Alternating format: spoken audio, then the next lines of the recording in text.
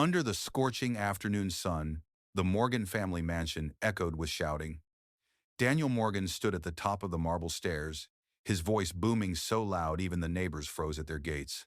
"Take your things and get out, Grace," he barked. "You and those kids are nothing but dead weight."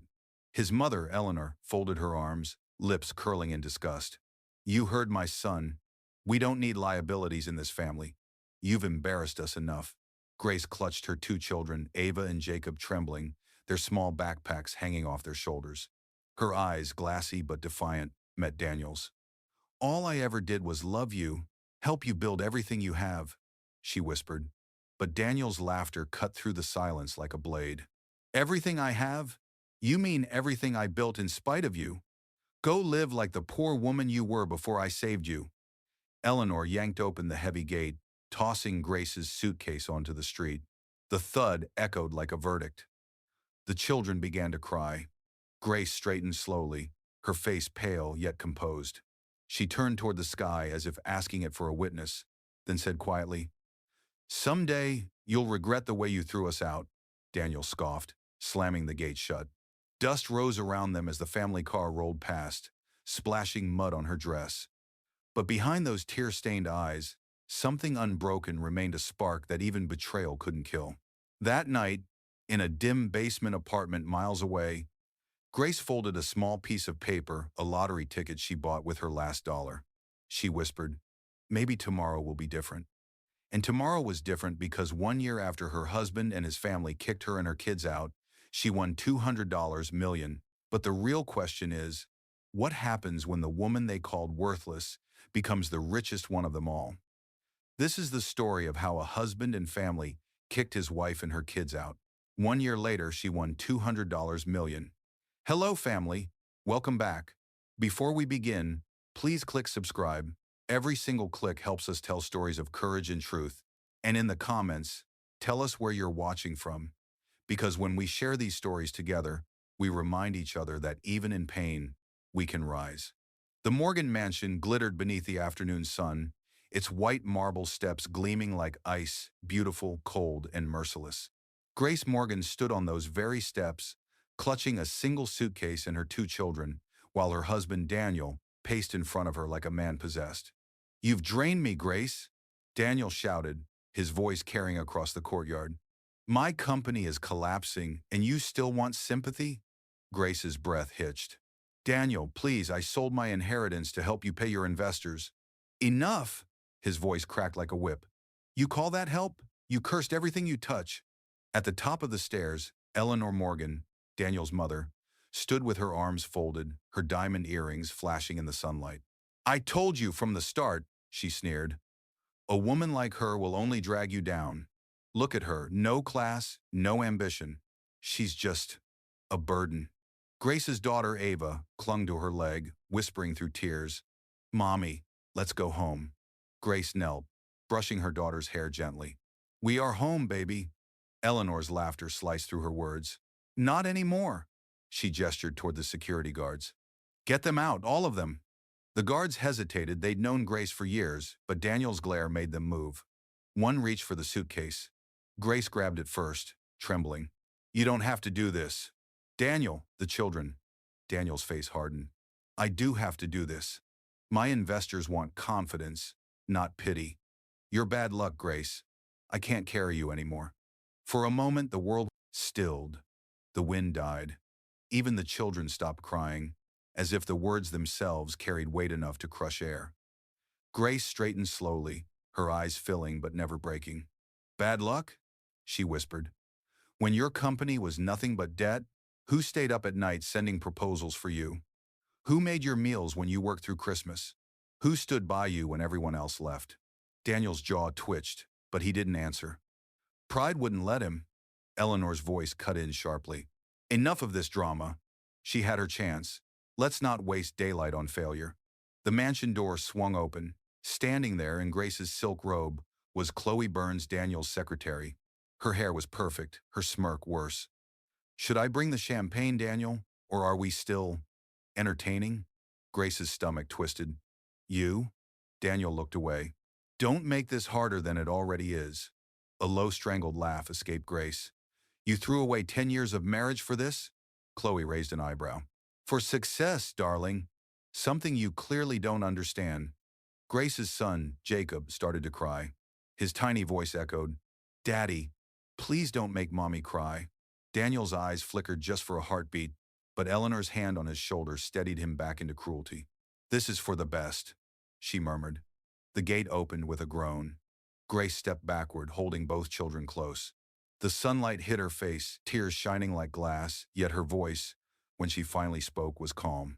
One day you'll remember this moment, Daniel, and you'll wish you'd never opened that gate, Daniel scoffed. You'll never be anything without me. Then, without looking back, he turned and slammed the door. The echo lingered like thunder in her chest. Grace stood motionless on the sidewalk as the mansion gates closed. Her children cried quietly beside her. Her suitcase, her dignity, her life, all of it now on the other side of that wall. And yet, as the afternoon light faded into gold, she looked down at her trembling hands and whispered, Maybe this is where it begins. Camera pans out the mansion shrinking behind her, her figure walking slowly into the sun. The wind carries a torn newspaper page past her feet. Headline, Lottery jackpot, hits $200, millions still no winner. Grace bends down, picks it up, and stares. Her lips tremble, not in fear this time, but in quiet defiance. The night swallowed the city whole. Neon lights blinked above the empty streets as Grace Morgan trudged forward, clutching her daughter's hand in one palm and her son's tiny backpack in the other. Her heels were broken. Her clothes, the same silk blouse Daniel once said made her look expensive, were now torn and muddy. Every few steps, Ava coughed, her voice weak. Mommy, are we going back home soon? Grace forced a smile she didn't feel. This is home for now, sweetheart. Anywhere we're together is home. Her voice cracked on the last word. They passed store windows glowing with warm light, families eating dinner, laughter spilling through open curtains, each sound stabbed deeper than the cold. Jacob tugged at her sleeve. Mommy, my tummy's singing again. Grace crouched down, kissed his forehead, and whispered, I know, baby. Mommy will fix it soon. She opened her purse, 3 crumpled dollar bills, 1 hairpin, and a folded photo of her wedding day. She closed it quickly. The sound of her husband's laughter echoed in memory. A younger Grace danced barefoot in that same white blouse while Daniel watched, smiling. You and me, Grace, he'd said then. No matter what happens, we build together. She'd believed him. Now that same promise felt like a cruel joke written in dust. As rain began to fall, Grace spotted a dim sign, Clara's room's weekly rent, no questions asked. She hesitated at the door, but Clara Brown, a round woman in her 40s with tired eyes and a kind smile, appeared holding a towel. You look like you need a roof, honey. Come in. Grace blinked, unsure if she'd heard right. Clara stepped aside. You and those little angels can dry off. I'll figure out the rest later. Inside, the room was small, cracked walls, flickering light, one thin mattress, but it was safe. Ava and Jacob collapsed onto the bed, asleep before Grace could even tuck them in. Clara handed her a mug of warm tea. Bad day? Grace let out a shaky laugh. Bad year. The older woman nodded knowingly. Men, money, or family? Grace smiled weakly. All 3. Clara didn't press. She just patted Grace's shoulder and said, Rent's $40 a week, but tonight's on me. Later that night, Grace sat alone by the window, watching the rain trace crooked paths down the glass.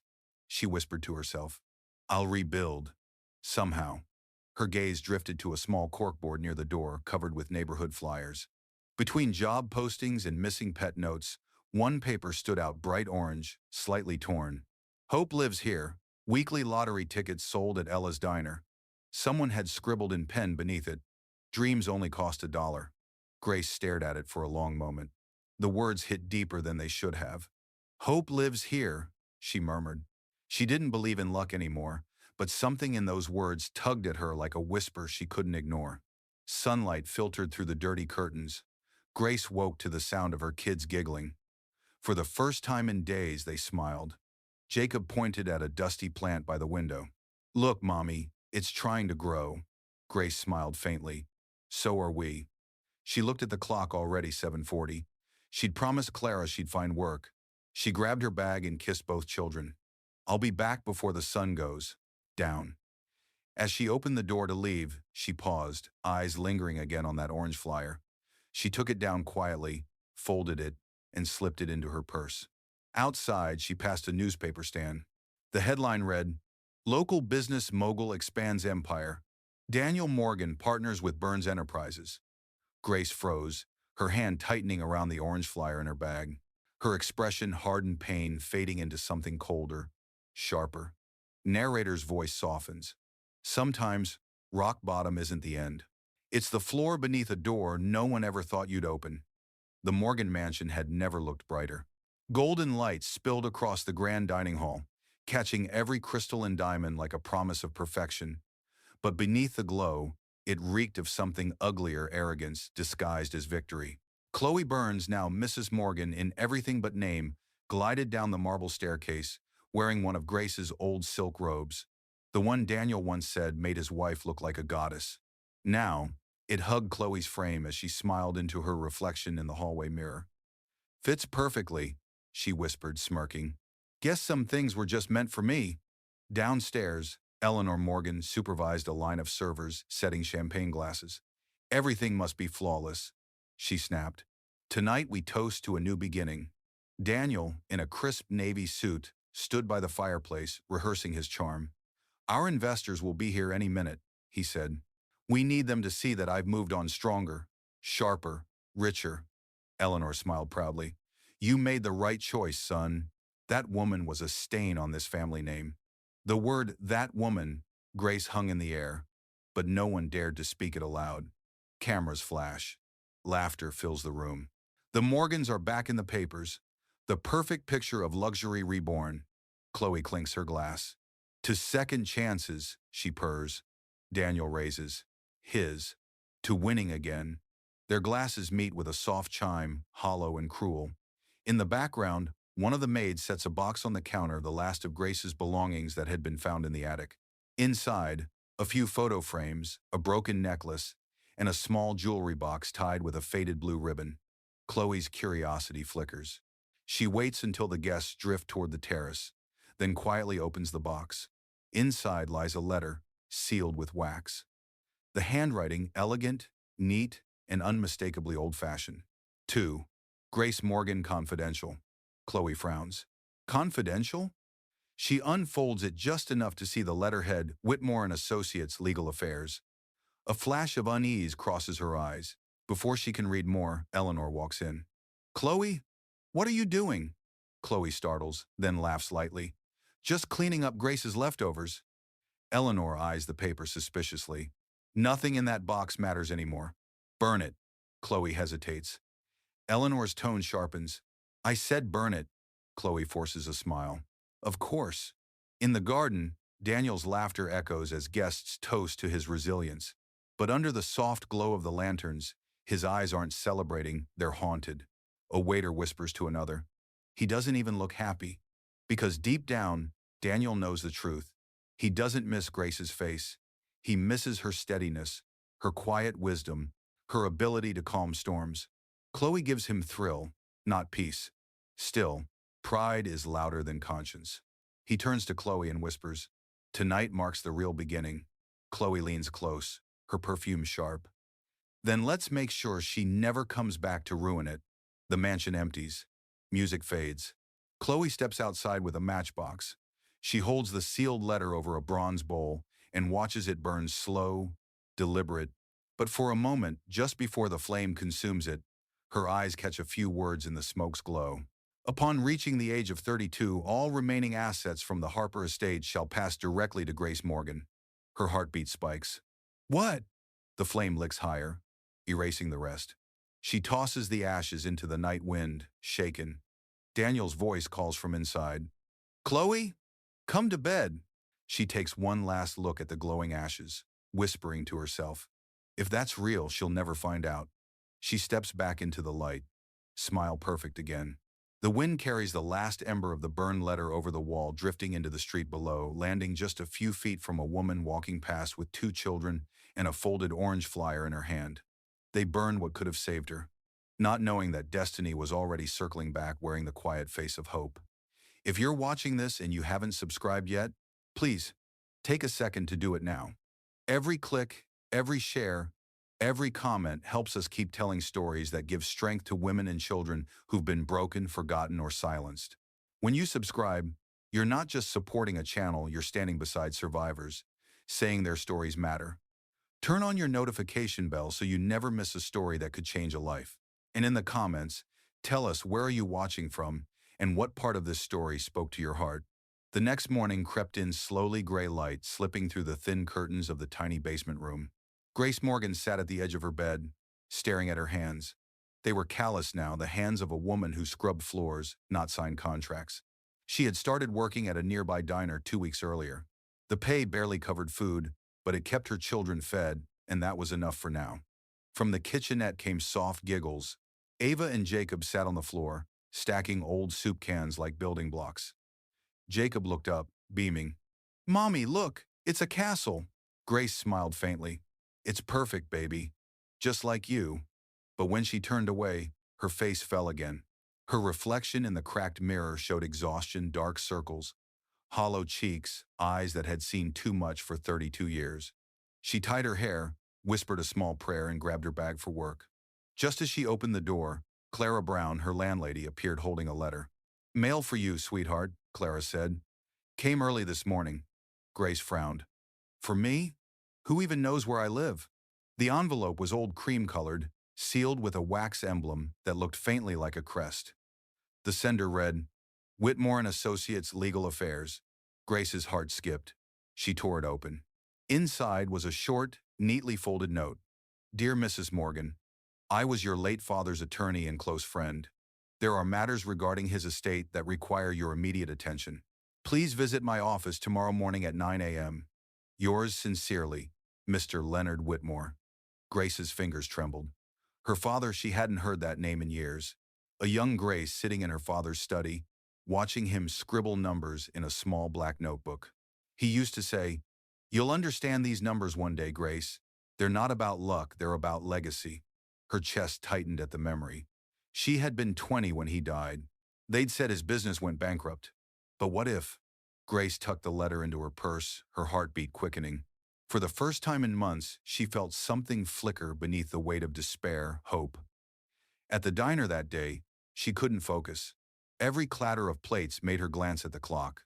She imagined her father's face, the way he used to smile and say, "You've got my fire, Grace. Never let them put it out." That night, she confided in Maya Carter, her best friend and coworker. Maya, wiping the counter, looked skeptical. "A lawyer from your dad?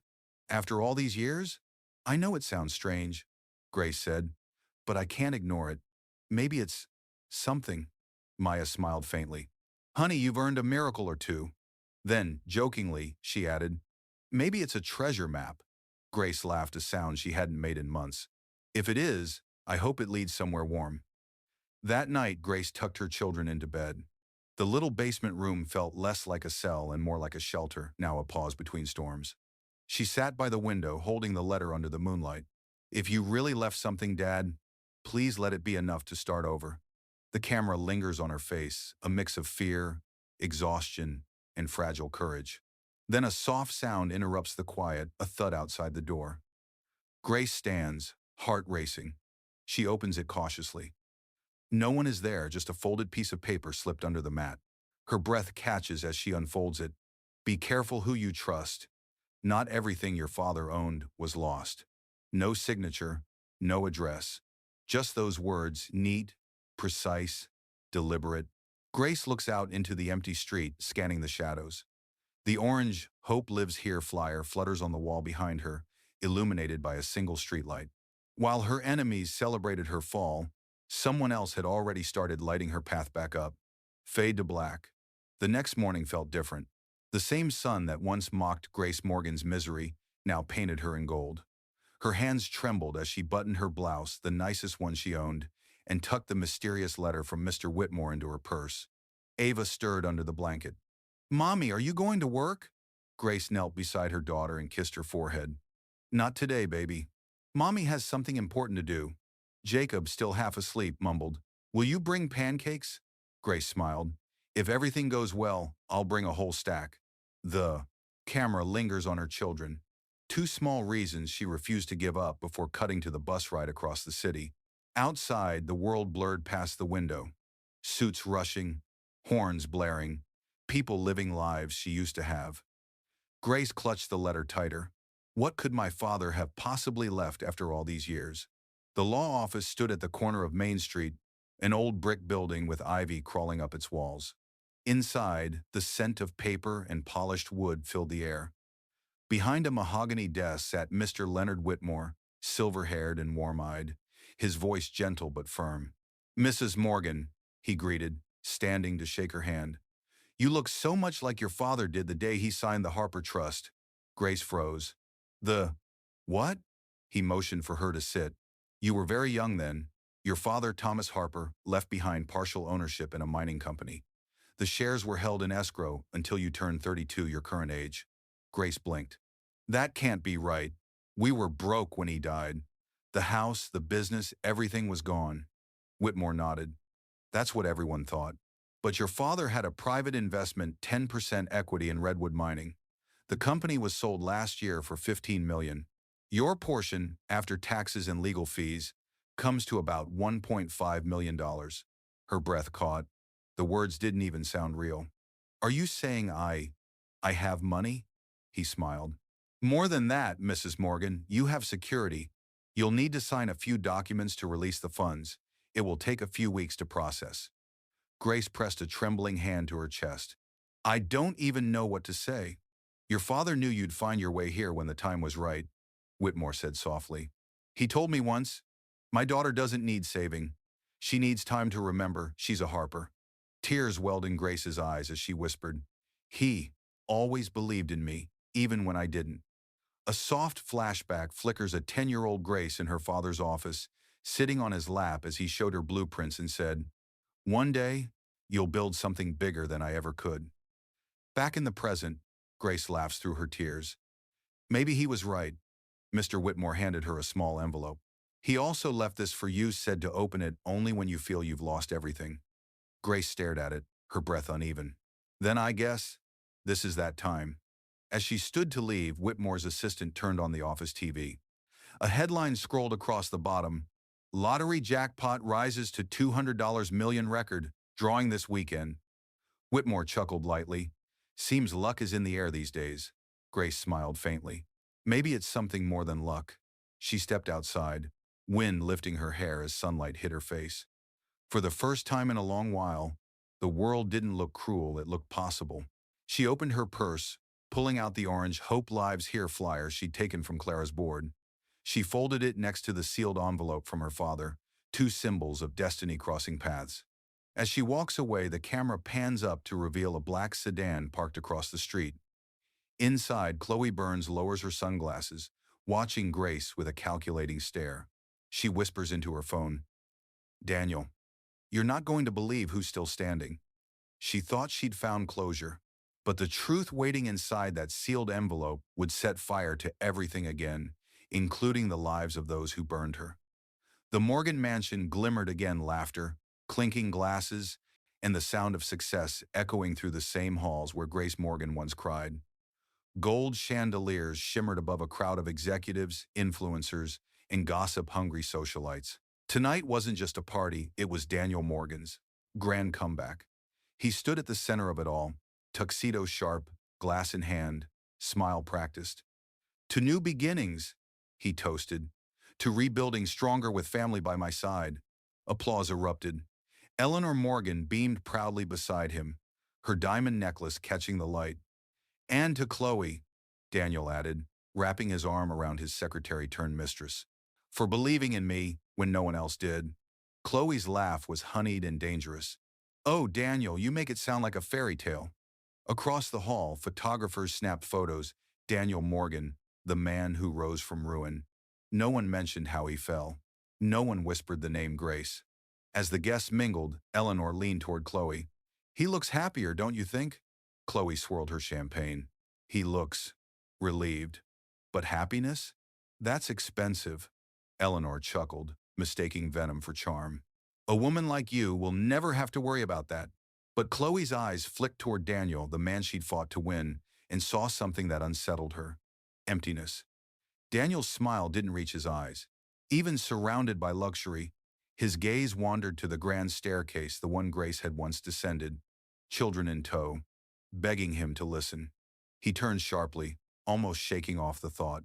"Refill?" he said to no one in particular. At that same moment, Grace, across town, sat on the edge of a diner stool, her uniform still damp from dishwater. The TV above the counter flickered with news coverage of Daniel's event. Reporter: "After last year's scandal nearly sank his company, Daniel Morgan has made a stunning recovery with his new partner, Chloe Burns." Grace froze. There he was, laughing, glowing, untouchable. And next to him, Chloe, in the same diamond earrings Grace once wore to his first business gala. Maya Carter, her friend and co-worker, turned to look. "Is that?" Grace nodded, her jaw tight. "That's him," the news anchor continued. "While former spouse Grace Morgan has not been seen publicly since their divorce, sources say she's been living quietly with her two children." Grace exhaled shakily. "Quietly? They make it sound like I died." Maya rested a hand on hers. "He thinks the story's over, Grace. Prove him wrong." Grace forced a smile. "Oh, I intend to." Her gaze drifted upward, the same screen, now flashing a lottery commercial. Saturday's jackpot, $200 million. One ticket could change everything. She stared at it longer than she meant to, a spark faint but real lit behind her eyes. Daniel clinked glasses again. To success, to loyalty, and to the future. As the guests cheered, a small hush fell near the fireplace. One of Daniel's old business rivals, Ethan Cole, approached with a smirk. "Quite the turnaround, Morgan," he said smoothly. "Last I heard, your wife was the one holding your books together." Daniel's smile stiffened. "Ex-wife. And she was holding me back, not together." Ethan leaned closer. "Funny thing about women like her, they fall quietly, but they rise loudly. You'll hear it when it happens." Daniel's face darkened, but before he could respond, Chloe pulled him away with a soft whisper.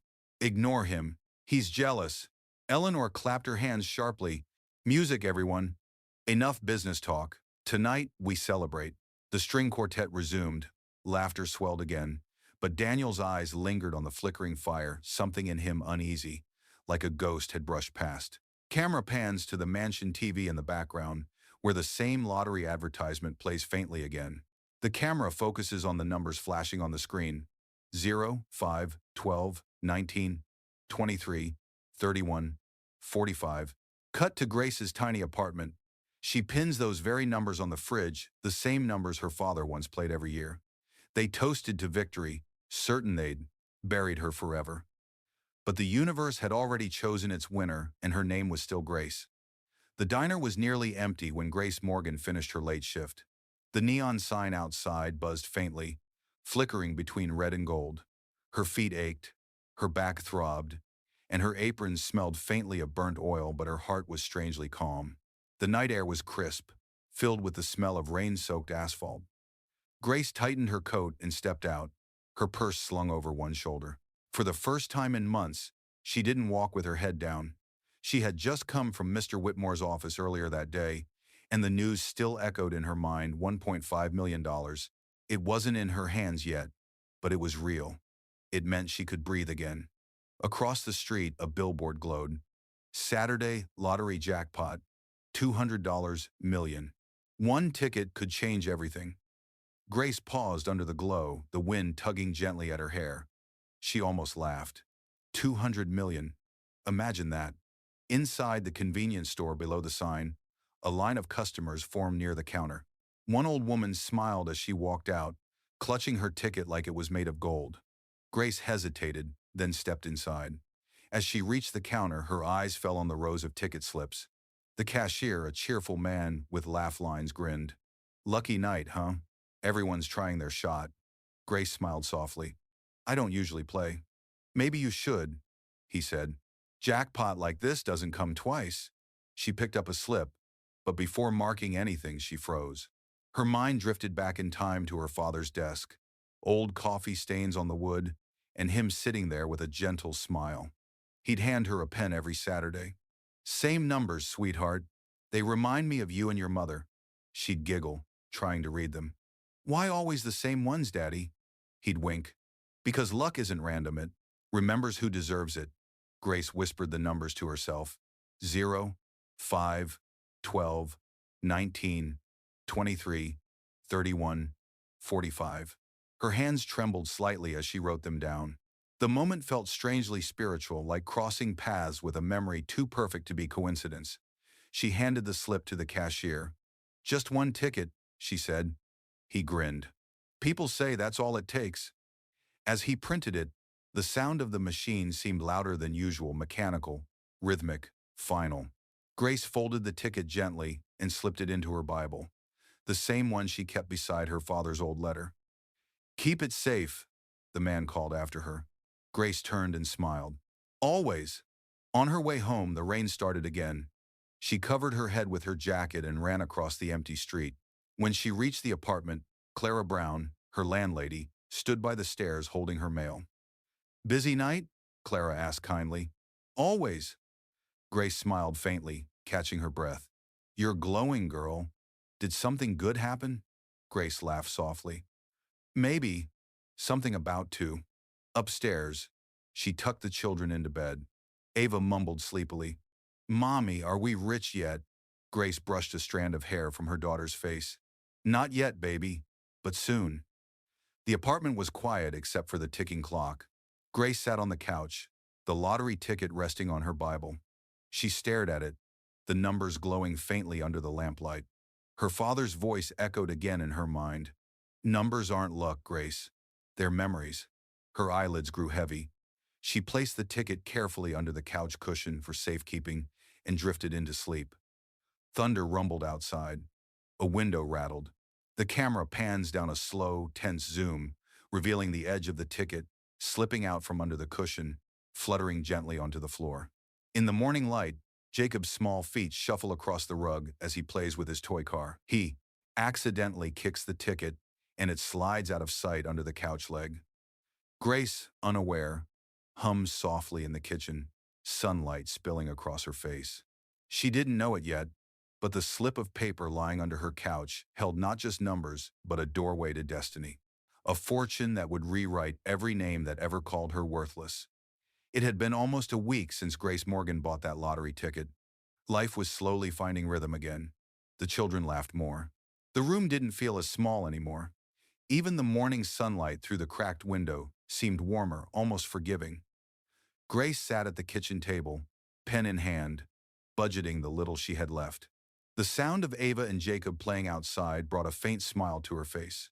For the first time in months, her heart didn't feel like it was drowning. Then, a knock at the door. It wasn't Clara's gentle knock. It was sharper, familiar.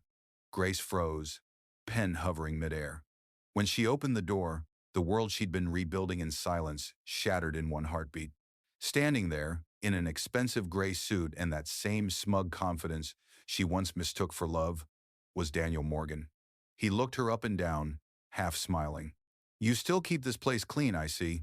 Grace's hand tightened around the doorframe. What are you doing here?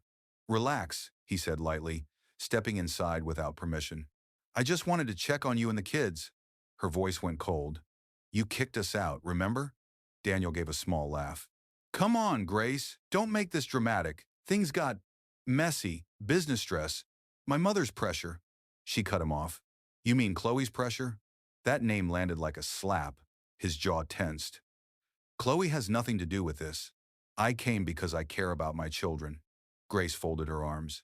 You cared enough to throw them into the street? For a moment, Daniel said nothing. His eyes darted around the wanted room, the second-hand furniture, the drawings on the wall, the chipped mug by the sink. He frowned, like the sight offended him. This is where you live now? He asked. Grace, this isn't you. She straightened. It is now. Daniel exhaled, stepping closer. Listen, my company's doing well again. Maybe I can help you. We could get you a decent apartment, a little money for the kids. You don't need to live like this. Grace's laugh was hollow. You think I'd take your pity after what you did? He smirked.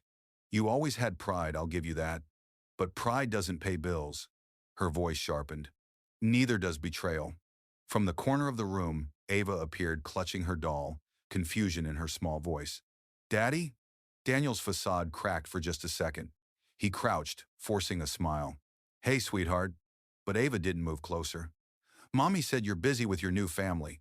Grace's heart twisted. Daniel rose, trying to recover his composure. Grace, stop poisoning their minds. She shot back, voice low and fierce. I don't need to. You did that yourself. He sighed, rubbing his temple like he was the victim. You're still impossible. Grace looked him dead in the eye. And you're still hollow. Daniel blinked, stunned. The woman before him wasn't the one he humiliated a year ago. She wasn't pleading anymore, she was anchored. He reached into his briefcase suddenly, pulling out papers. These are documents from our past accounts. There are things I need you to sign for closure. She glanced at them and pushed them back. No, you haven't even read. I said no. Daniel's jaw tightened. You'll regret this. Grace stepped closer, voice calm but dangerous. I already did once. Never again. He left without another word, slamming the door so hard the frame rattled. Grace stood motionless, the echo of his footsteps fading. Then she sank slowly onto the couch, exhaling shakily. Ava ran to her, wrapping tiny arms around her waist. Mommy. He looked angry. Grace whispered, stroking her hair. Let him be angry. It means he's still afraid. Jacob peeked from the hallway. Afraid of what, Mommy? Grace smiled faintly. Of what he threw away. She reached down to pick up a crumpled paper Daniel had dropped near the couch. As she bent, her fingers brushed something beneath the sofa leg, dusty, thin, familiar. Her breath caught. She pulled it out slowly. The lottery ticket. It was creased, dirt-stained, but still readable. Her heart started pounding. She stared at the numbers, her father's numbers glowing faintly under the lamplight. He came to remind her of what she lost, but left her with what would soon change everything. Grace whispered to herself, voice trembling. Daddy, maybe this is it. The house was still when Grace Morgan found the ticket. She sat on the floor, heart hammering, staring at the faded slip in her trembling hands. It looked worthless, wrinkled, smudged, barely legible. But those numbers, those were his numbers. 05, 12, 19, 23, 31, 45.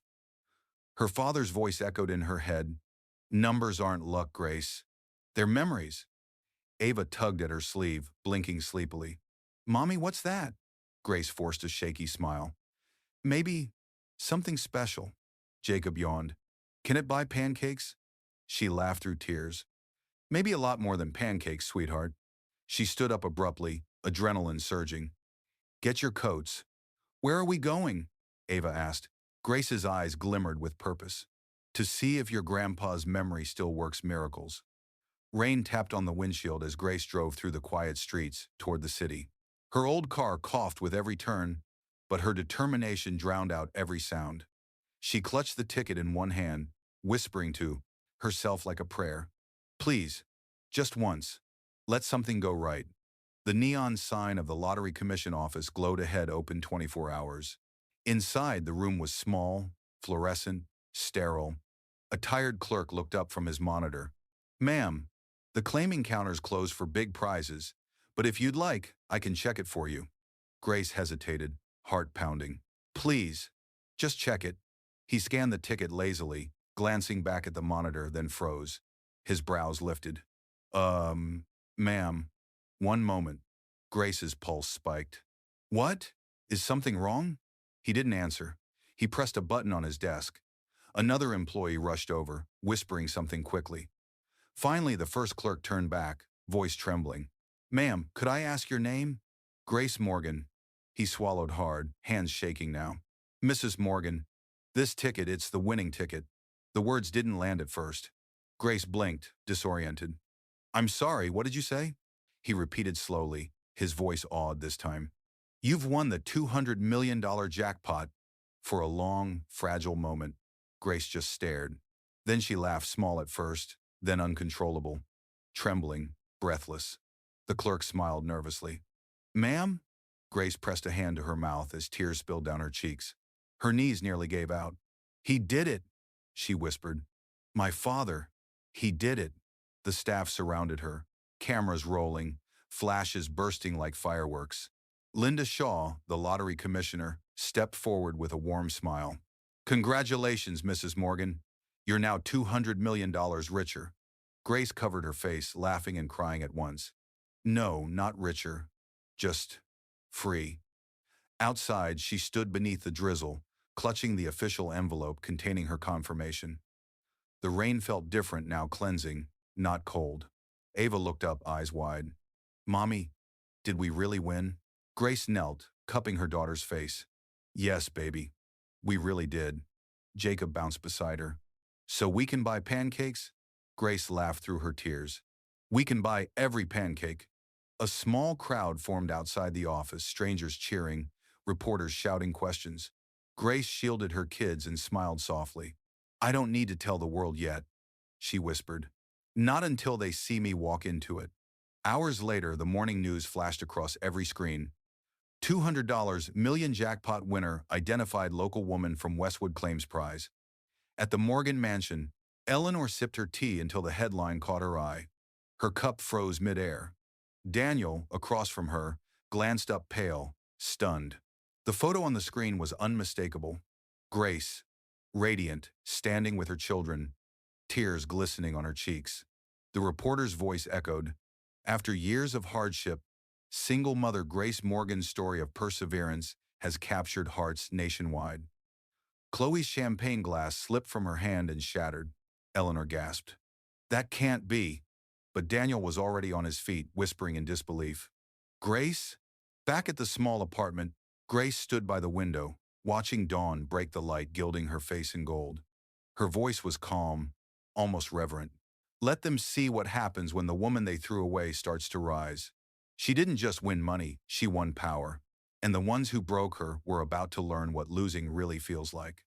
Morning sunlight streamed through clean white curtains, a luxury Grace Morgan had almost forgotten existed. The modest apartment had been replaced by a quiet, elegantly furnished townhouse on the city's north end. Everything about it spoke of rebirth. Soft beige walls, polished oak floors, sunlight dancing off glass. But Grace's favorite view was still the simplest: Ava and Jacob laughing over a stack of pancakes at the breakfast counter. The sound filled the air like healing. Jacob held up his fork proudly. "Mommy, we finally got pancakes every day." Grace smiled, brushing his curls. "Yes, baby, every single day, and never because someone let us." Ava giggled. "You're happy now, Mommy." Grace looked down at her children, her eyes glistening. "Yes, for the first time I really am." But happiness for Grace never lasted long before the past came knocking. A knock at the door, loud, deliberate. Clara, now hired as her housekeeper, peeked through the peephole. Her face darkened. "Grace, you might want to see this yourself." Grace frowned, walking toward the door. When she opened it, time seemed to fold back on itself. Standing there, in expensive suits and fake humility, were Daniel and Eleanor Morgan. Daniel smiled awkwardly, hands out as though they were old friends. "Grace, it's been a while." Eleanor forced a tremulous laugh. "We just wanted to see how you're doing. You've been in the news." Grace's face didn't move. "In the news?" Eleanor nodded, pretending warmth. "Such a surprise, a lottery winner. 200 million. You must be overwhelmed." Grace leaned against the doorframe, calm. "I'm managing." Daniel's eyes darted around the hallway, his voice dropping. "Grace, listen. We made mistakes. I made mistakes. But we were under so much pressure. I shouldn't have said those things. I shouldn't have." "You shouldn't have what?" Grace interrupted softly. "Thrown you out? Called you worthless?" He swallowed. "I was stupid, and I regret it every day." Grace tilted her head, watching him carefully. "Regret?" The way she said it made his chest tighten. Eleanor stepped in quickly. "We don't need to dwell on the past. What's important is family." Grace's lips curled into something between a smile and disbelief. "Family? You mean the one that locked the gates and watched me walk into the street with 2 children?" Eleanor flinched. "I was protecting my son, and I was protecting his name," Grace said evenly. "Funny how that name only matters when money's attached to it." Daniel's charm faltered. "Grace, we could work together again. You always had business sense. Maybe you could invest in the company? Bring it back stronger, for the kids' future?" Grace turned slowly toward him, her tone razor-sharp but polite. For the kids' future? You mean the kids you didn't ask about until I was worth 200 million? He stiffened. That's not fair. Grace smiled faintly. Neither was what you did. But we're even now. Daniel looked desperate. Grace, please. Let's fix this. She studied him for a long moment, then stepped closer, her voice low and calm. I used to beg you to listen when I was poor. Now you beg me to forgive you when I'm rich. But here's the thing, Daniel, I don't hold grudges. His face brightened slightly until she added, I just keep receipts. Before either of them could respond, a third voice echoed from the hallway. Well, isn't this cozy? Chloe Burns appeared perfect makeup, icy smile, pretending innocence. I thought we could all talk, Daniel insisted. Grace's calm eyes flicked between them. Of course he did. Birds of a feather. Chloe's smirk faltered. You think you're better than us now? Grace's voice didn't rise. No. Just freer, Daniel snapped. Chloe, stop. But Grace had already turned away. Clara, please show them out, Eleanor protested. Grace, wait. Grace glanced back one last time. You waited a year to see me. You can wait forever to understand me. The door closed gently, not slammed, but its final click sounded louder than thunder. Inside the silent house, Grace sat at her desk, pulling out a small golden envelope marked confidential. The same one from Mr. Whitmore. Her father's final letter, she whispered. Time to finish what he started. They came to reclaim her, not knowing she was already planning to rewrite everything they owned. 2 weeks later, Grace Morgan sat in a bright studio, her posture calm, her voice measured but her eyes burned with quiet purpose. Across from her sat Troy Wilson, a journalist known for asking the questions that made CEOs sweat. Cameras surrounded them, lights blazing. Troy leaned forward. Grace, the world knows you as the woman who was kicked out by her husband and then won $200 million. But you've never spoken publicly about it until today. Why now? Grace smiled faintly. Because sometimes silence protects peace, and sometimes silence protects the guilty. The crew froze. The control room leaned in. This wasn't going to be just another sympathy interview. Troy adjusted his mic. So, you're saying there's more to the story? Grace looked directly into the camera. Much more. I wasn't just thrown out, I was humiliated, insulted, and stripped of everything I had built beside him. But the mistake they made was believing I had nothing left. Troy hesitated. You're talking about your ex-husband, Daniel Morgan? Grace didn't blink. Yes, Daniel Morgan, and everyone who stood behind him while I begged in the rain with my children. The studio went dead quiet. Even the sound of the camera shutters slowed. Troy, careful but curious, asked, And how do you feel now that you've surpassed him? Grace's tone softened. I don't feel proud. I feel free. Money didn't save me, truth did. I just learned that sometimes truth costs $200 million to afford. The crew exchanged glances. This was more than an interview. It was a reckoning broadcast live. Eleanor, Daniel, and Chloe sat in the living room, the TV flickering. Eleanor's voice trembled. She wouldn't dare, Chloe scoffed. She's bluffing. She wants pity. But Daniel's face had gone pale. No, she's too calm. She's not bluffing. On screen, Troy continued. Grace, before we went live, you shared some documents with our team. Care to explain them to the audience? Grace nodded gracefully. Of course. Those are copies of financial records from a company I helped establish with my inheritance before marriage, Harper Solutions. When I married Daniel, he merged it with his business. What he never told investors was that 40% of his company's foundation came from my capital. Troy's eyes widened. You're saying he built his empire with your money? Grace smiled. Not saying, Mr. Wilson. Proving. She gestured toward the screen behind them. The camera cut to images of documents, signatures, dated transfers, all labeled Harper Family Trust, Morgan Holdings. A murmur rippled through the studio. Back at the mansion, Chloe's glass shattered on the floor. Oh my God, Eleanor whispered. She's destroying us. Daniel clenched his fists, eyes locked on the screen. She's smarter than I thought. Troy turned back, astonished. So the woman they called worthless built the foundation of her husband's empire? Grace's voice was steady. That's the irony of betrayal. It always forgets who made the throne before it sat down. Social media exploded.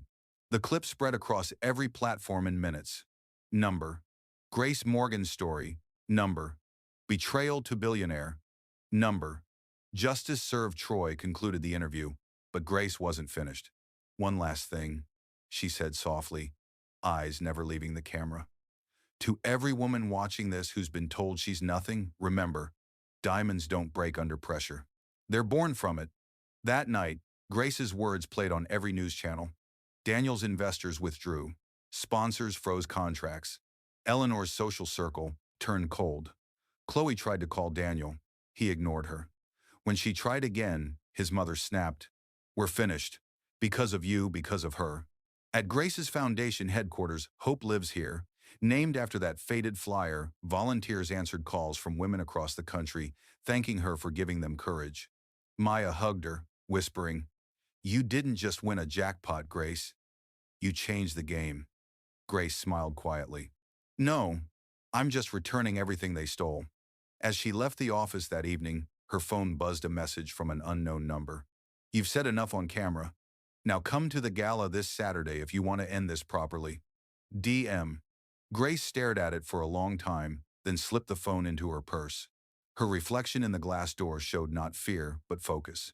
"Perfect," she murmured. "Let's end it where it began." They thought they could silence her story, but she was never speaking for herself anymore. She was speaking for every woman who had ever been thrown away and learned how to rise. The world had barely caught its breath from Grace Morgan's viral interview before the next storm hit. By morning, headlines blared across every network. Daniel Morgan files lawsuit against ex-wife, claims rights to lottery fortune. From humiliation to courtroom showdown, the $200 million battle begins. Grace watched it all in silence from her office window, the city skyline stretching beyond her reflection. Maya stormed in, waving her phone. "He's suing you, Grace. He's actually suing you for your winnings." Grace's voice was calm, almost detached. "Of course he is. Men like Daniel don't lose, they just change the battlefield." Maya frowned. "But he can't." Grace cut her off gently. "He can try, and that's exactly what I want." Cameras flashed like lightning outside as reporters shouted questions. Grace stepped out of cum. A sleek black car wearing a beige suit, simple, elegant, unshakable. Her children watched from the car window as she walked up the courthouse steps. Across the plaza, Daniel Morgan and his attorney stood giving a statement to the press. "She used my last name to buy that ticket," Daniel said smoothly. "Technically, that makes it joint property. I only want what's rightfully mine." The crowd murmured, some sympathetic, most disgusted. Inside, the courtroom buzzed with tension. Judge Simmons, a sharp-eyed woman in her 50s, presided. "Mr. Morgan," she said firmly, "you're claiming the lottery winnings belong partly to you?" Daniel nodded confidently. "Yes, Your Honor. Grace and I were still legally married at the time of purchase. She used funds we once shared." Grace's attorney, Mr. Whitmore, rose slowly. The same man who had once handled her father's estate. "Your Honor," he said, "we will show evidence proving that every cent Grace used to purchase that ticket came from her independent earnings, none from her husband. Moreover, the Harper Trust, her father's estate, legally insulated all her assets, even during marriage." Daniel smirked. "Convenient story." Whitmore smiled. "Not a story, a legacy." Daniel's lawyer tried to corner Grace during questioning. "Mrs. Morgan, did you or did you not share finances with your husband before your separation?" Grace met his gaze. "Yes, until the day he closed every account in his name and left me with nothing." A ripple went through the courtroom. Daniel shifted uncomfortably. Grace continued, her voice steady but her eyes fierce. "I didn't need his money then, and I don't need it now. My father left me something he could never buy: protection from greed." The judge raised an eyebrow. "Protection?" Whitmore stepped forward, handing her a document sealed with an embossed crest. "Your Honor, this is a clause from the Harper Trust, established in 1998. It states that any financial gain Grace achieves post-marriage, including inheritances, investments, or winnings, remains solely hers under federal and state law." Her father anticipated exploitation. Daniel's attorney blinked.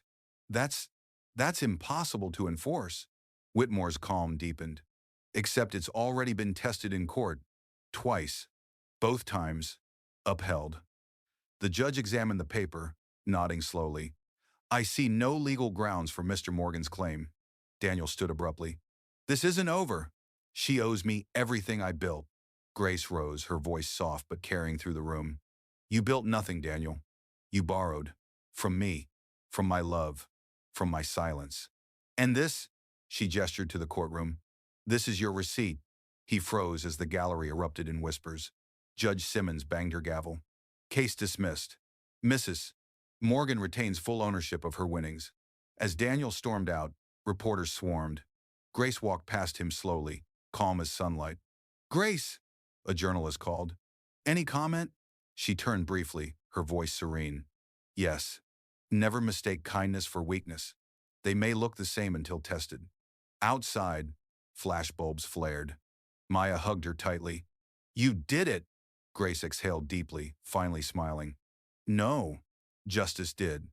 As she got into her car, a folded card waited on the seat, gold-edged, elegant. It read, Invitation, Carter Holdings Annual Gala, hosted by Daniel Morgan and Associates. Dress code, redemption or ruin. Grace's reflection shimmered in the glass window, calm but eyes ablaze. He tried to take her peace in court. Now she would take his pride in public. The chandeliers glimmered like constellations above the Carter Holdings Grand Ballroom, the same hall where, a year earlier, Daniel Morgan had laughed as he tore his wife's dignity to shreds. Tonight, the world's elite gathered again. Polished shoes, glittering gowns, glasses filled with champagne, and whispers sharper than diamonds. But this time, the whispers were different. This time, they were about her. That's Grace Morgan, right? The $200 million winner? She looks like she walked out of a movie. And she did. Grace stepped through the glass doors, radiant in a flowing white silk gown that shimmered under the chandelier light. Every head turned, every camera followed. Her calm smile carried no bitterness, just power wrapped in elegance. Beside her walked Mr. Whitmore, her father's old lawyer, and Maya, her friend and now personal advisor. The trio moved like quiet thunder, no fanfare, no announcement, just presence. Across the hall, Daniel froze mid-conversation. His champagne flute slipped slightly in his hand. Eleanor Morgan was the first to speak, her voice low and stunned. She came. Chloe Burns forced a laugh. So what? She's here for attention. But Daniel knew better. Grace didn't chase attention. She commanded it. Daniel composed himself and walked toward her, mask of charm intact. Grace, you look incredible. Grace turned slightly, meeting his eyes with calm precision. I usually do. You just never noticed. The crowd's hush deepened. Daniel chuckled nervously. You didn't have to come tonight. I did, she replied softly. To watch something end. He blinked. End? Before he could ask further, Troy Wilson, the journalist who'd interviewed her, appeared on stage as host. Ladies and gentlemen, he announced, tonight we celebrate new beginnings, courage, and transformation. Our keynote speaker, a woman who reminds us that grace under fire can change everything, Mrs. Grace Morgan. The crowd erupted in applause. Daniel's face went pale. Grace walked up the stage slowly, her heels clicking like echoes of justice. She stood under the chandelier's golden light, facing the same world that once watched her break. Exactly 1 year ago, she began, her voice calm and steady. I was standing outside this very building, not as a guest, but as a woman discarded by the people she trusted most. Silence blanketed the room. I was told I was worthless, that I was a burden, that I had no value without someone else's name. Her gaze swept over the crowd, landing, briefly, on Daniel and Eleanor.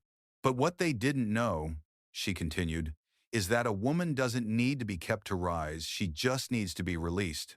Murmurs rippled. A few guests even nodded through tears. Grace smiled faintly. I didn't win $200 million by chance. I won it because I refused to stop believing that my story wasn't over. Every betrayal, every humiliation, every locked gate, all it did was sharpen my resolve. She paused, the audience hanging on her every word. So tonight I dedicate my foundation, Hope Lives Here, to every woman who's ever been told she's too small, too weak, or too broken to rebuild. We don't need permission to rise, we only need memory. Thunderous applause filled the hall. Even those who once gossiped about her stood in awe. As she stepped down, Daniel approached her once more, eyes wet, voice trembling. Grace, please. I was wrong. I see it now. You were everything. She looked at him quietly, almost tenderly. No, Daniel. I was something you just didn't know how to value it. He reached for her hand. Can we start again? Grace withdrew gently. You had your chance. Tonight isn't about you. It's about every woman you underestimated. Then, with soft finality, she turned to walk away. Eleanor whispered in disbelief. She's destroying us. Maya smiled behind Grace. No, she's freeing herself. As Grace exited the hall, flashbulbs exploded around her, lighting her path like victory fireworks. She paused at the door, looking back one last time, the same chandelier glowing above the people who once watched her fall. Her voice was calm, barely audible. Full circle.